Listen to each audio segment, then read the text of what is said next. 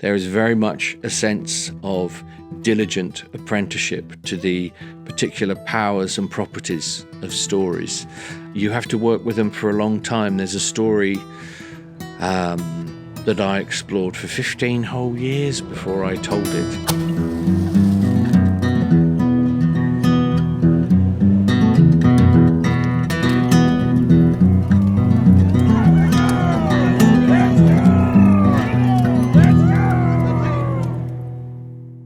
Hello there and welcome to Jawbone.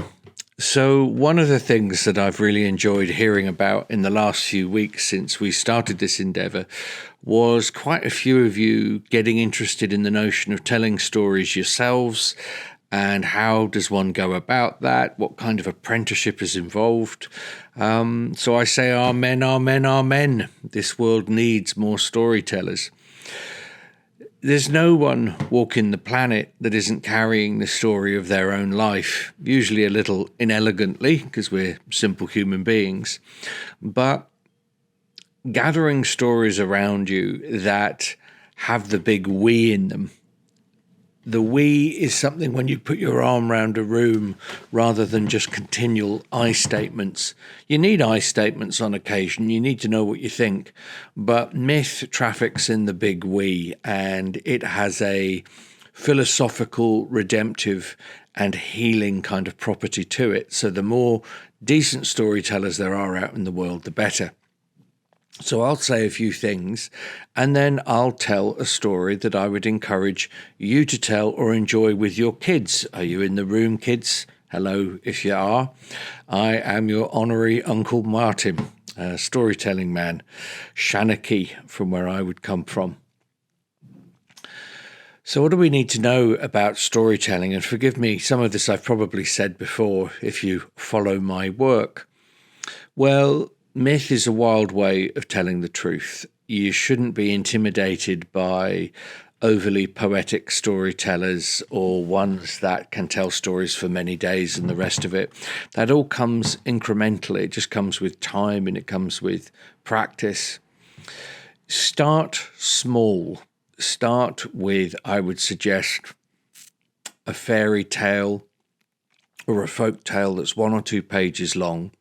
Get the bones of the thing down, and the way I would do that often is just draw little images of the narrative and then have a couple of friends round and try it out and do this stuff in real time if you possibly can.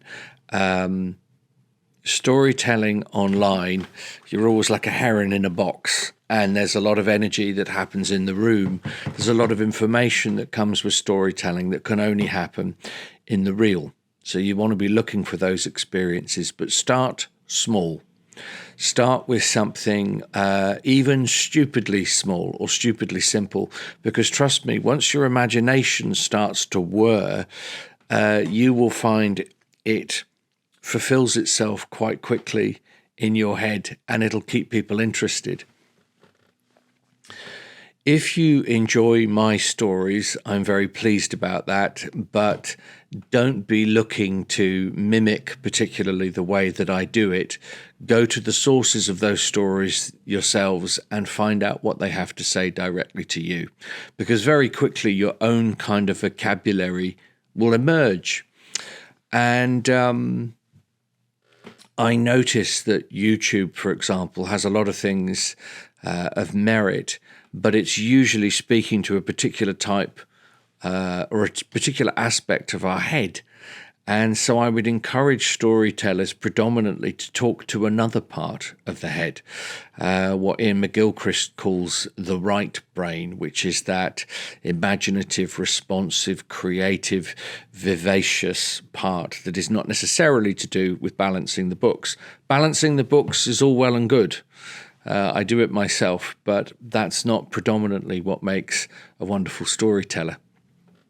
I'm remembering an old phrase once somebody said, a Welshman once said, when I need to count, I count in English, and when I want to speak of love, I speak in Welsh.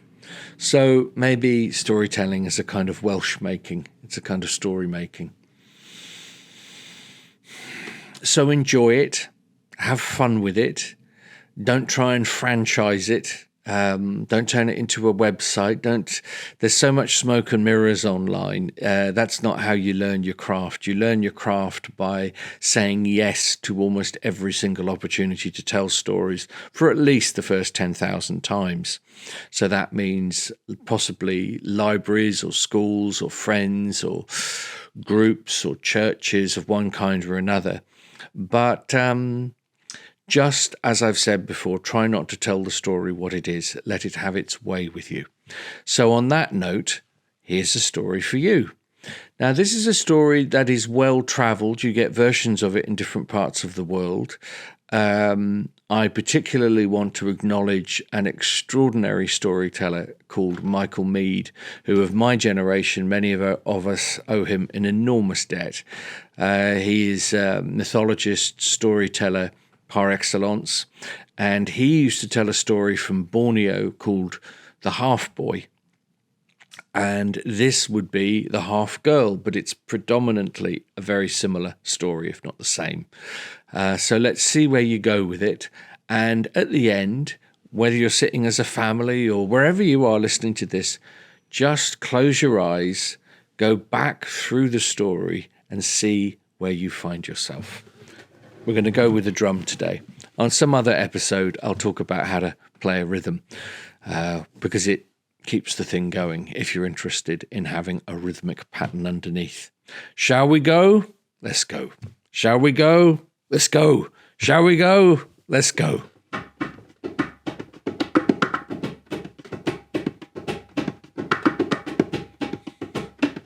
This is my grandmother's favourite story that I told. A long time ago, there was a village, and in the village there was a hut, and in the hut there was a woman having a baby.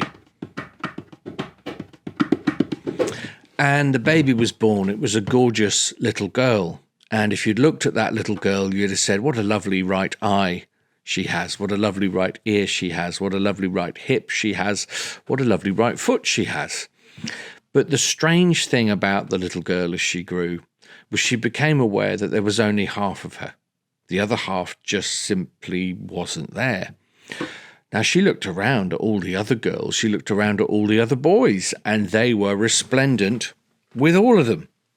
So this initially dismayed her and then made her really sad because there was half of her that was missing. And whenever she asked the adults about this, they didn't have much to say about it. But when she got to that rocky road that separates being an adolescent from a young woman, she was no longer asking, she was shouting this question out to the village, and no one would really respond. Until finally, one day, she decided that wherever the answer was, it couldn't be in the village because no one had ever come up with much for her. So, let's call her the half girl, shall we? She made her way out of the village and into the world.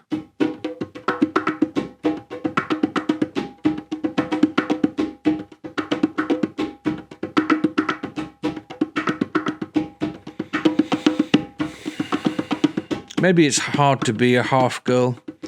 Maybe it's hard to have friendships, hard to have jobs, hard to settle down when there's this restless part of you that you haven't even met yet. And when a story tells you that she travelled for, say, 4 weeks or 4 months in our world and in our time, that could be 4 years, real long time the girl is out in the world. Could be soon she has the first flecks of silver in her hair. She's always restless, always travelling. Till it came to a really hot day. And on this really hot day, she could hear a sound. It was a river. Some people call it the sacred river, the roaring of the sacred river. And one thing she knew about rivers on hot days was there'd be a breeze and it could cool her down and she could maybe dangle her right foot into the water. So she wound her way through the scrubland until she got to the river. And sure enough, there it is, and the fumes and the breeze is calming her down, and she sees something extraordinary. Because coming down the sand towards her is another half girl.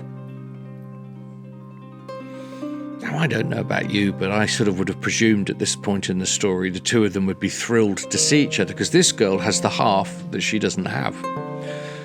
But I don't know, maybe it's like those old stories of the genie in the bottle who says, if you'd let me out 1,000 years ago, I would have given you anything you want, but I've been in there so long now, I'm going to gobble you up, even for having the audacity of freeing me. Well, one way or another, they're not pleased to see each other. And they look around each other and they sort of snarl and they growl and, they have an argument. The two girls really start to scrap on the sand. It goes this way, it goes that way, until finally they fall into the water. Now for 10 minutes, 15 minutes, nothing is seen. Occasionally a hand comes up and down. Until finally one full girl crawls out of the water. She is not looking her best. I'd say actually she's a woman, really, not a girl. She's got the Medusa curls, drip, drip, drip. She's got one eye going one way, one eye going the other. And she's had a big fight down in a sacred river. And it could be said that one of the ways you know when you've had an encounter with the sacred river is that you can't really remember much that happened before. It's been quite a crisis. So she just starts walking again. She starts padding. She starts putting one foot in front of another down the beach. And finally, after a few days, she sees a village up ahead. Now, this village has a gate, and standing on either side of the gate is an old man and an old woman. And they seem really pleased to see her, but she doesn't know them. They're in blue. And she says to them, I'm sorry to interrupt your day, but I really don't know where I am. I don't know up from down, left to right, above, below, Where am I? And they're smiling at her. Maybe there's even a twinkle of a tear in their eyes, because they say this: Beloved daughter, have you not realized yet? You have returned to the very village you left from so many years before. And have you realized yet that every girl in the village, really to themselves, was a half girl? Every boy in the village was a half boy to themselves, till they went far out into the world, till they encountered that sacred river that showed them the part of themselves that the village never could. And we say 100,000 welcomes back to your people, back to your clan system. And by now, kids are kind of running around and excited and dancing. By now, she can smell that food is being prepared. By now, she can see that musicians are turning up. And she finally gets the great welcome that she never received when she was asking the questions as a child. And they say truly, that was the beginning of real storytelling in that village. The full woman brought the stories to the people. And she would sit in the very centre when the day was hot, and she would cool everybody's heads with stories of her travels and the great myths that had fallen on her cloak and begged to be told by her as she put one foot padding in front of another. And they say truly that when she died, she became a great tree. And were you to go to that village to this day, if it was hot, if you needed a story, the children of that place, all the half-girls and all of the half-boys, shelter under that tree in the shade of the deep stories.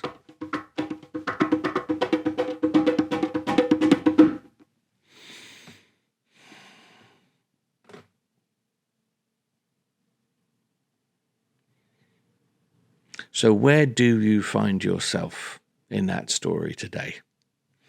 What part of it, what image has claimed you?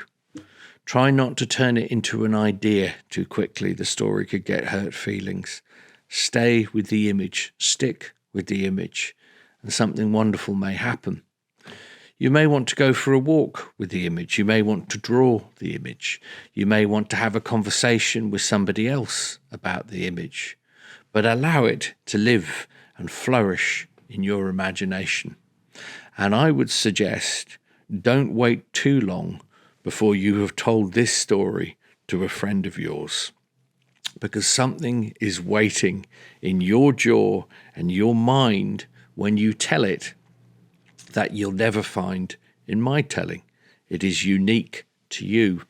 What in England, when you're making a particular kind of suit for somebody, it's called bespoke. So as a storyteller, you are looking for a bespoke relationship to the stories that come out of the mead hall of your jaw. So I dedicate that to the great Michael Meade. And I hope you enjoy it, and I hope your families enjoy it and your communities enjoy it. And I will talk more about the business of story as we go. I have a school, the West Country School of Myth, 21 years old, started when I lived in a tent.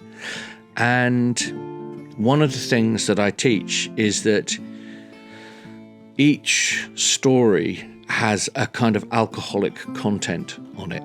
And some stories are wonderful and they're a lovely, nourishing 3.2, or they're a light beer, which almost everyone can kind of sip at.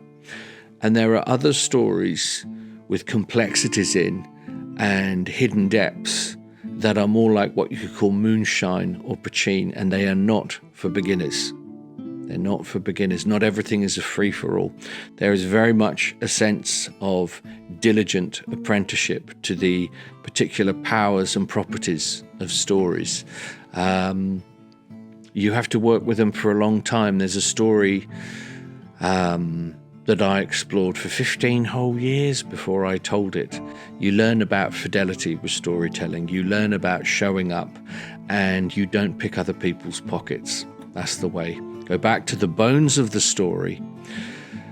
You have, as I said, the matter of the story and the sense of the story. The matter is what happened. The sense is what, over time, you get to bring to it with your life experience and your particular wayward genius. Onwards.